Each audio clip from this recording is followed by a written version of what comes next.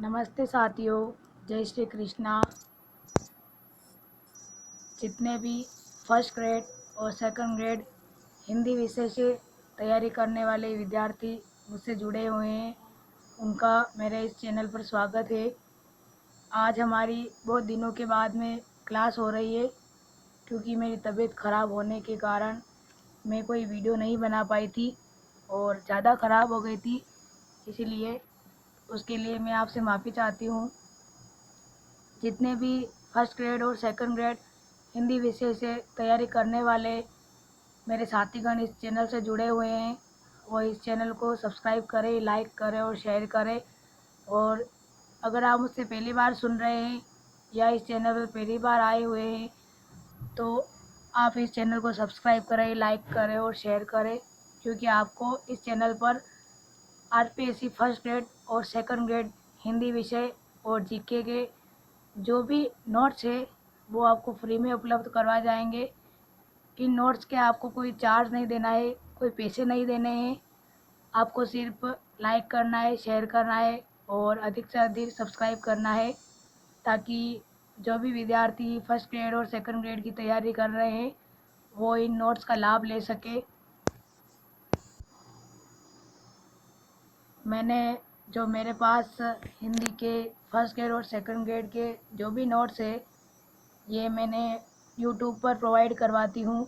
और साथ में मैं जो भी यूट्यूब पर क्लासें लेती हूँ उसकी पीडीएफ मेरा टेलीग्राम चैनल है हिंदी साहित्य फर्स्ट ग्रेड कौशल्या, इस टेलीग्राम चैनल पर मैं डालती हूँ।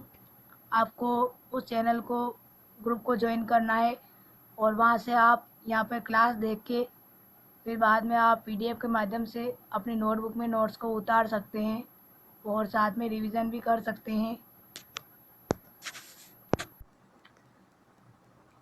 पिछले वीडियो में 3 क्लासें हमारी हो चुकी है और अब ये चौथी क्लास है, जिसमें हमने पिछले वीडियो में आदिकाल स्टार्ट कर दिया था।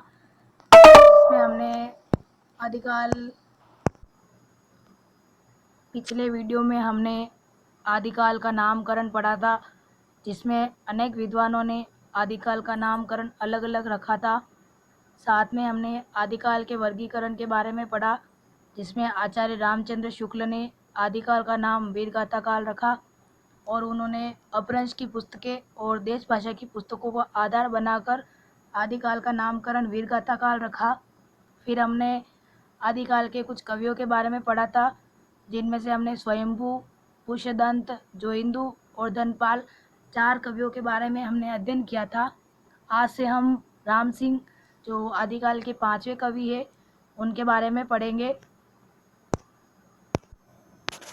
तो अब हम आगे 5 कवि के बारे में स्टार्ट करेंगे। 5वें कवि है राम सिंह। राजस्थान के निवासी थे राम सिंह।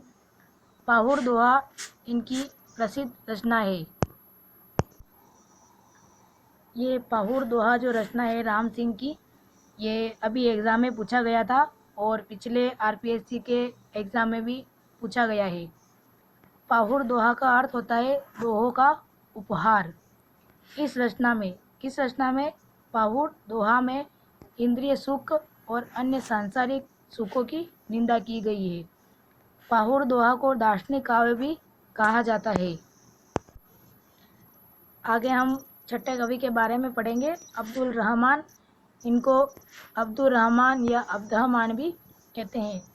ये मुल्तान के निवासी थे, जाति से बुनकर थे। आचार्य हजारी प्रसाद द्विवेदी ने इन्हें हिंदी का प्रथम कवि माना है। संदेश शासक इनकी प्रसिद्ध रचना है, जो खंड काव्य है और 12वीं और 13वीं सदी की है। ये मोस्ट इम्पोर्टेंट है। संदेश शासक अभी एग्ज़ाम में पूछी गई थी। हिंदी में षड ऋतु वर्णन की पद्धति का आरंभ संदेश शासक से माना जाता है। यानी जो हिंदी में षड ऋतु वर्णन है, उस पद्धति का आरंभ किससे माना जाता है? तो संदेश शासक से माना जाता है। ये भी इम्पोर्टेंट है, आपको याद रखना है। अब्दुल रहमान हिंदी के प्रथम ज्ञाता मुस्लिम कवि और संदेश रासक किसी मुस्लिम कवि द्वारा रचित हिंदी का प्रथम रचना मानी जाती है। यानी कि जो ये अब्दुल रहमान है, ये हिंदी के ज्ञात मुस्लिम कवि है और इनकी जो रचना है संदेश रासक, ये किसी मुस्लिम कवि द्वारा रचित हिंदी की प्रथम रचना मानी जाती है। संदेश रासक क्या है? एक दूत काव्य है। भारतीय साहित्य में दूत काव्य का आरंभ कालिदास के मेघदूत से माना जाता है। संदेश रासक एक खंड काव्य है जिसमें विक्रमपुर की वियोगिनी का विरह कथा को कहा है। यानी कि संदेश रासक एक खंड काव्य है जिसमें विक्रमपुर की एक वियोगिनी है, उसकी विरह कथा को कहा गया है इस संदेश रासक के अंदर। फिर हम देखेंगे जिनदत्त सूरी, इनका ग्रंथ है उपदेश रसायन रास। देखिए, ये जिनदत्त सूरी है और आगे एक कवि आएंगे, उनका नाम होगा जिन धर्म सूरी। तो इन दोनों में एक कन्फ्यूजन था इनके ग्रंथ में और इनमें, तो मैंने जिनदत्त सूरी की जो रचना है उपदेश रसायन, इसको कैसे याद रखा था कि जैसे देखिए जिनदत्त में द आ रहा है, द आ रहा है और उपदेश रसायन में भी द आ रहा है, तो मैंने इस द और इस द से दोनों को मिला करके जिनदत्त सूरी का ग्रंथ है उपदेश रसायन रास, इन दोनों को ऐसे याद किया था। आगे जिन धर्म सूरी भी आएगा, उनका ग्रंथ आएगा, उसके बारे में आपको बताऊंगी, लेकिन मैंने जैसे याद रखा था मैं उसके बारे में ये आपको ट्रिक बता रही हूँ कि आप इस ग्रंथ को इस तरह से याद रख सकते हैं। 80 पद्यों का यह ग्रंथ, कौन सा ग्रंथ? उपदेश रसायन रास, अपभ्रंश रास काव्य परंपरा का प्रथम ग्रंथ माना जाता है और ये इम्पोर्टेंट है। डॉक्टर नगेंद्र ने अपने साहित्य इतिहास में कुल 7 कवियों और उनकी रचनाओं का विवेचन अपभ्रंश कवियों के अंतर्गत किया है। यानी कि डॉक्टर नगेंद्र है जिन्होंने हमने 7 कवियों के बारे में पढ़ा था अभी, कौन कौन से? स्वयंभू, कुशदंत, जोइंदू, धनपाल, राम सिंह, अब्दुल रहमान और जिनदत्त सूरी। इन कवियों को और इनकी रचनाओं को डॉक्टर नगेंद्र ने अपभ्रंश काव्य के अंतर्गत वर्णन किया है। आचार्य शुक्ल ने अपने साहित्य इतिहास में भी अपभ्रंश काव्य का विवेचन किया है।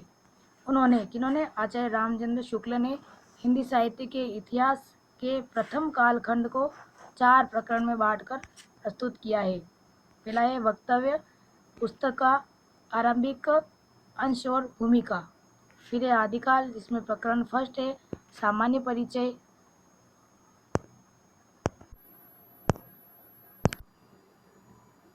दूसरा प्रकरण है अपभ्रंश काव्य, जिसमें जैन, सिद्ध और नाथ का वर्णन किया गया है।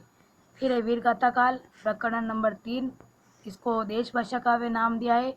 और प्रकरण चौथा है फुटकल रचनाएं, इन्होंने नाम दिया है। शुक्ल जी ने जैन, सिद्ध व नाथ रचनाओं को साहित्य की श्रेणी से बाहर रखते हुए भी उनका विवेचन अपने ग्रंथ में अपभ्रंश काव्य प्रकरण के अंतर्गत किया है, जिसका उद्देश्य उन्होंने अपने ग्रंथ के वक्तव्य में स्पष्ट करते हुए लिखा है। क्या लिखा है उन्होंने? कि आदिकाल के भीतर वज्रयानी सिद्धों और नाथपंथी योगियों की परंपरा का कुछ विस्तार के साथ वर्णन यह दिखाने के लिए करना पड़ा कि कबीर द्वारा प्रवर्तित निर्गुण संत मत के प्रचार के लिए उन्होंने इस प्रकार से पहले रास्ता तैयार कर लिया था।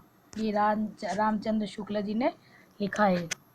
फिर आगे लिखते हैं कि अपभ्रंश की पुस्तकों में कई तो जैन धर्म तत्व निरूपण संबंधी है जो साहित्य की कोटि में नहीं आती और जिनका उल्लेख यह दिखाने के लिए किया गया है कि अपभ्रंश भाषा का व्यवहार कब से हो रहा है, यह आचार्य रामचंद्र शुक्ल जी ने ही कहा है। कुमारपाल, ये ग्रंथ सोमप्रभ सूरी का है। आचार्य शुक्ल ने अपभ्रंश काव्य प्रकरण के अंतर्गत 5 कवियों की रचनाओं को सम्मिलित किया है। यानी जो आचार्य रामचंद्र शुक्ल ने 4 प्रकरण जो भी बांटे थे, उनमें से पहला है अपभ्रंश काव्य प्रकरण के अंतर्गत जो 5 कवि है उनकी रचनाओं को इन्होंने सम्मिलित किया है। कौन कौन से 5 कवि है ये हम देखेंगे अब,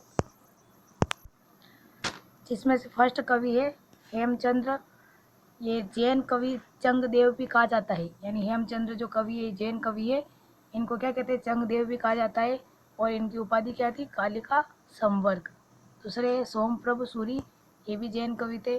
तीसरे मेरुतुंग, विद्याधर, सारंगधर। मैंने ये सारे कवि याद करने के लिए ट्रिक अपनाई थी कि हेम, सोम, मेरु, विद्या, सारंग, ये मैंने अपनाई थी। अगर आपको कोई अच्छी लगे और नई ट्रिक बना सकते हैं तो आप बनाकर याद रख सकते हैं। अब हमने जो 5 कवि देखे थे उनमें से हम फर्स्ट कवि पढ़ेंगे हेमचंद्र, जिनकी रचना है सिद्ध हेमचंद्र शब्दानुशासन। यह एक शब्दानुशासन व्याकरण ग्रंथ है। देशी नाममाला, कुमारपाल चरित्र और छंदोनुशासन। ये शब्दानुशासन अभी एग्जाम में पूछी गई थी, जो 1088 से 1097 तक लिखी गई है। यह एक व्याकरण ग्रंथ है। कौन सा? शब्दानुशासन, जिसमें संस्कृत, प्राकृत और अपभ्रंश तीनों भाषाओं का व्याकरण दिया गया है। यानी जो शब्दानुशासन ग्रंथ है, इसमें संस्कृत, प्राकृत और अपभ्रंश ये तीनों भाषाओं का व्याकरण दिया गया है। जर्मन विद्वान थे कौन? पिशेल। इन्होंने हेमचंद्र को प्राकृत का पाणिनि कहा है और नीचे है अपभ्रंश भाषा का पाणिनि भी कहा जाता है इनको। आगे आचार्य शुक्ल की डेफिनेशन आती है, जो हेमचंद्र के बारे में कहते हैं कि क्या कहते हैं कि ये अपने समय के सबसे प्रसिद्ध जैन आचार्य थे। ये कौन? हेमचंद्र जी। कौन थे हेमचंद्र जी? अपने समय से क्या थे? प्रसिद्ध जैन आचार्य थे। ये किसने कहा? रामचंद्र शुक्ल जी ने कहा है हेमचंद्र जी के लिए। हेमचंद्र ने एक त्रयाश्रय काव्य की रचना की, जिसमें कुमारपाल चरित्र नाम प्राकृत काव्य भी सम्मिलित है।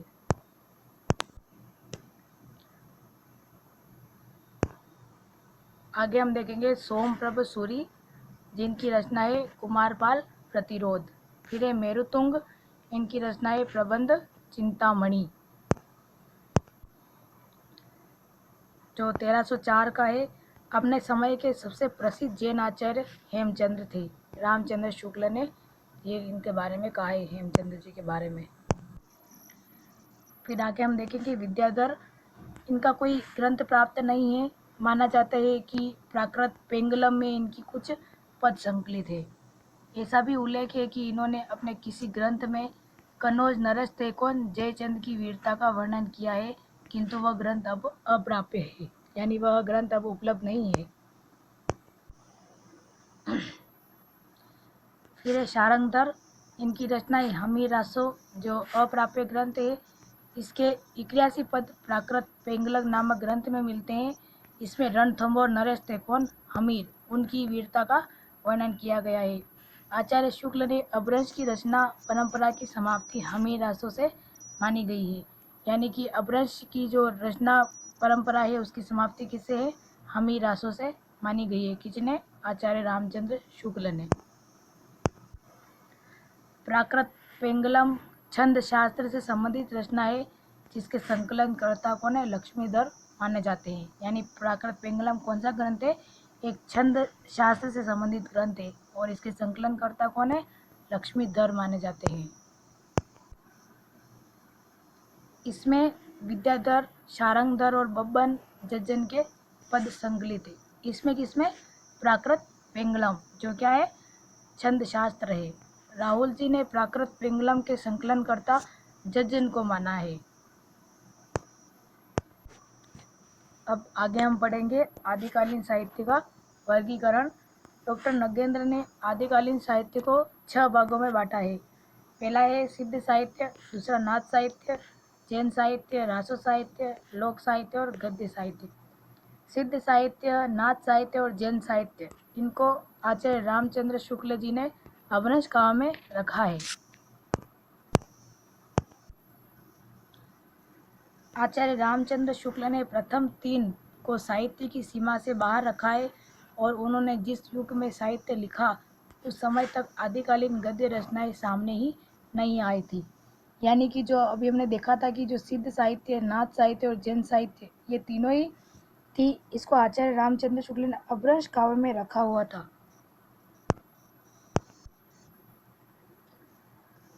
डॉक्टर नगेंद्र जिन रचनाओं को रासो साहित्य में स्थान देते हैं, आचार्य शुक्ल उन्हें देश भाषा प्रकरण में रखा है तथा जिसे डॉक्टर नगेंद्र लोक साहित्य मानते हैं, आचार्य रामचंद्र शुक्ल वीर गाथा के फुटकल रचनाओं में स्थान देते हैं। यानी कि इसमें देखिए कि डॉक्टर नगेंद्र है जो रचनाएं साहित्य रासों में स्थान देते हैं, आचार्य शुक्ल किसे देते हैं, देश भाषा में स्थान देते हैं। और जिसे डॉक्टर नगेंद्र लोक भाषा में मानते हैं उन्हें आचार्य शुक्ल वीर गाथा की काल की फुटकल रचनाओं में रखते हैं। अब देखिए हम सिद्ध साहित्य और नाथ साहित्य को पढ़ेंगे। दोनों का मूल स्रोत क्या है, बौद्ध धर्म का वज्रयान शाखा, यानी कि दोनों का जो मूल स्रोत है वो बौद्ध धर्म की वज्रयान शाखा है। पहले सिद्ध साहित्य देखेंगे।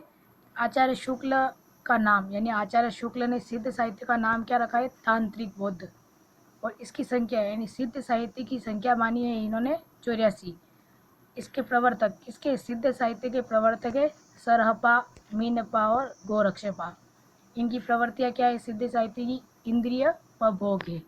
और फिर वामाचारी है ये, इनका प्रभाव क्षेत्र है पूर्वी भारत, पश्चिम बंगाल, बिहार, उड़ीसा और असम। फिर आप देखेंगे योग मार्गी बौद्ध। नाथ साहित्य को आचार्य शुक्ल ने क्या नाम दिया है, योग मार्गी बौद्ध नाम दिया है। और नाथ साहित्य की संख्या इन्होंने 9 मानी है, जिसमें है गोरखनाथ, मत्स्येंद्रनाथ, गोरखनाथ, इंद्रिय निग्रह, इंद्रिय संयम, तप, त्याग और संयम। देखिए सिद्ध साहित्य वामचारी थे तो नाथ साहित्य सदाचारी थे। सिद्ध साहित्य का प्रभाव क्षेत्र था पूर्वी भारत, बंगाल, बिहार, उड़ीसा और असम। नाथ साहित्य का प्रभाव क्षेत्र है पश्चिम भारत, पंजाब, राजस्थान और गुजरात।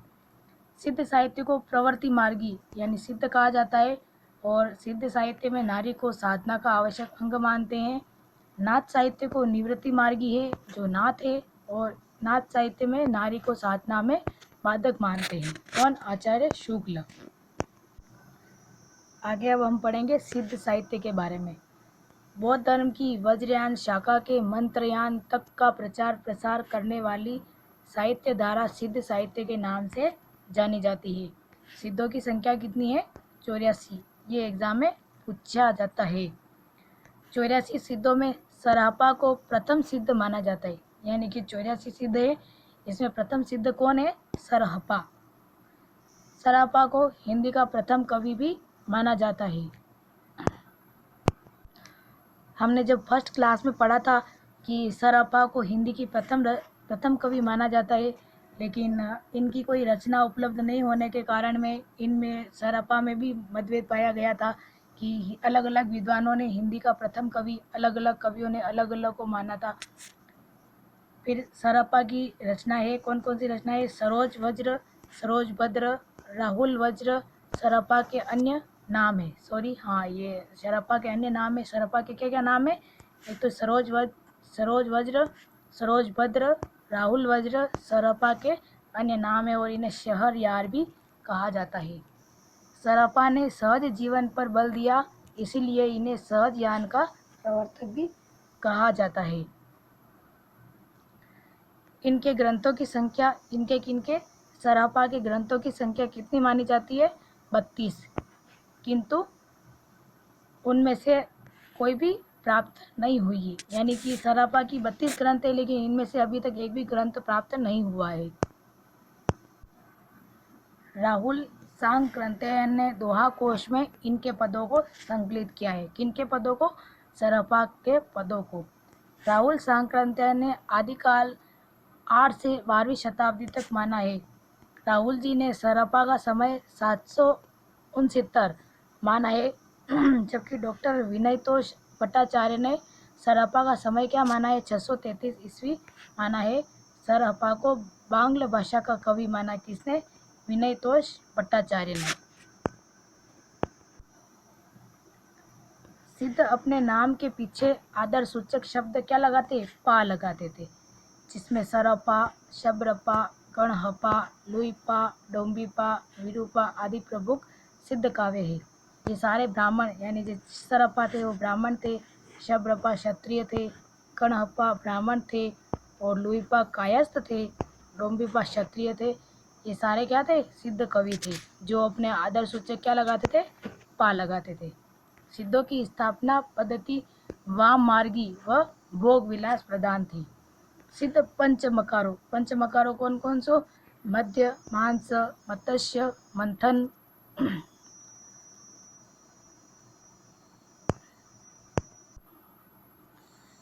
सिद्ध पंचमकारों मध्य, मांस, मत्स्य, मैथुन मुद्रा के अनुरागी थे। ये इम्पोर्टेंट है। ये नारी को साधना का आवश्यक अंग मानते थे। ये कौन? सिद्ध साहित्य। इनके समय में बौद्ध मठ वामाचार और विलासिता के केंद्र बन गए थे। सिद्धों का प्रभाव क्षेत्र कौन कौन सा है? पूर्वी भारत अर्थात बंगाल, बिहार, उड़ीसा व असम को माना जाता है। बिहार के नालंदा और विक्रमशिला विश्वविद्यालय सिद्ध के प्रधान थे। बख्तियार खिलजी ने जब इन्हें वहां से खदेड़ा तो ये भोट आदि क्षेत्रों की ओर चल बसे। यहाँ भोट देशों से तात्पर्य क्या है? चीन, तिब्बत, नेपाल आदि देशों से है। सिद्ध साहित्य को प्रकाश में लाने का श्रेय किसे जाता है? राहुल सांकृत्याय को दिया जाता है। ये इम्पोर्टेंट है। यानी कि जो सिद्ध साहित्य है इनको प्रकाश में लाने का श्रेय किसे जाता है? राहुल सांकृत्यायन को जाता है। राहुल जी को शुक्ल जी ने त्रिपिटकाचार्य कहा है। यानी जो राहुल सांकृत्यायन है उनको शुक्ल जी ने क्या कहा है? त्रिपिटकाचार्य कहा है। दोहा कोश का संपादन प्रबोध चंद बागची ने किया। राहुल जी के अतिरिक्त प्रबोध चंद बागची, डॉक्टर शहीद व महामहोपाध्याय पंडित हरप्रसाद शास्त्री भी बौद्ध साहित्य के उद्धारकर्ता माने जाते हैं। पंडित हरप्रसाद शास्त्री ने बौद्ध सिद्धों की रचनाओं को बौद्ध गानम ओ दोहा शीर्षक से प्रकाशित करवाया। सरअपा के प्रधान शिष्य कौन थे? शबरपा, जो क्या थे? क्षत्रिय थे। शबरो यानी भीलसा जीवन व्यतीत करने के कारण इन्हें नामकरण क्या रखा? इनका शबरपा नामकरण रखा। चर्यापद शबरपा की प्रमुख रचना है। सिद्धों में लुइपा का स्थान सर्वोच्च माना जाता है। डोम्बी गीतिका, योगचर्या, अक्षर दीपोपदेश आदि के रचयिता कौन है? डोम्बीपा माने जाते हैं। सिद्धों की भाषा को संध्या भाषा कहा जाता है। यानी जो सिद्धों की भाषा है उसे कहा जाता है संध्या भाषा कहा जाता है। यह नाम कौन सा? संध्या भाषा। यह नाम किसने दिया था? मुनिदत्त व अद्वय वज्र ने दिया था। संध्या भाषा से तात्पर्य ऐसी भाषा से है जिसमें अर्थ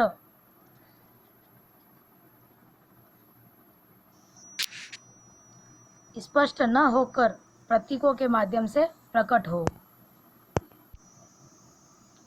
ये कुछ डेफिनेशन है जो मैंने फर्स्ट ग्रेड की तैयारी करी थी तो मैंने पेपर सॉल्व किए थे, और उनमें से जो भी आए थे मैं डेफिनेशन याद लिखती थी। जैसे ये फर्स्ट ग्रेड 2020 में आई हुई है कि बौद्ध धर्म के सिद्धांतों में देश की बदलती हुई परिस्थितियों में जिन नवीन भावनाओं की दृष्टि की, उन्हीं के परिणाम स्वरूप सिद्ध साहित्य की रूपरेखा तैयार हुई थी। ये डेफिनेशन राम कुमार वर्मा की।